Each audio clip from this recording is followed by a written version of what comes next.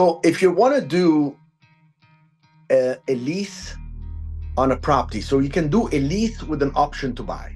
So let's say somebody is somebody is willing to have you lease the property. So you say, how do you control a property that will be a potential lease with an option? Okay, so it's an option to buy the building. So potential lease with an option, meaning a seller may have the willingness to sell the building, but they may also lease it.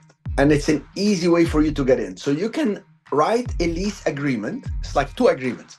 You write a lease agreement. Let's say you're going to lease for $5,000 a month with an option to buy the building at $800,000. Let's say that's the price, or $700,000, or whatever. Now, you have to exercise an option based on a certain price. So that's $700,000 or $800,000.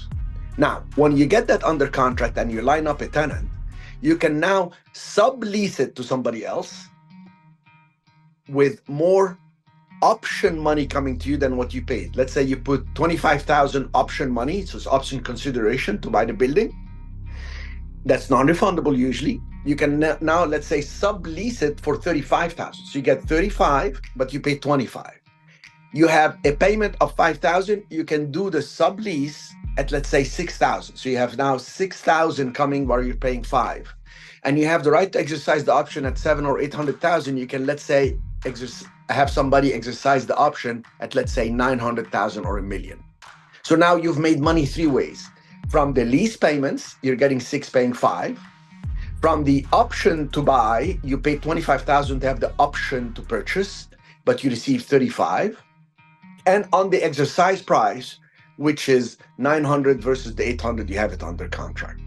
So three ways to make money with a lease with option to buy. It's a very, very nice way to make money.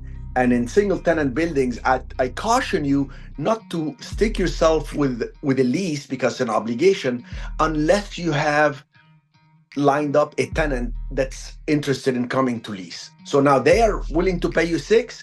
You try to see if you can get the property leased at $5,000. So you have that spread. They want to sell the building to you. The seller want to sell it at $8,000. You see if you can find somebody else to pay you more. And that's just how you structure it. And that's three ways to make money on one deal. And you can do it, by the way, in residential. You can do it in commercial. You can do different types of properties. It's the perfect trifecta.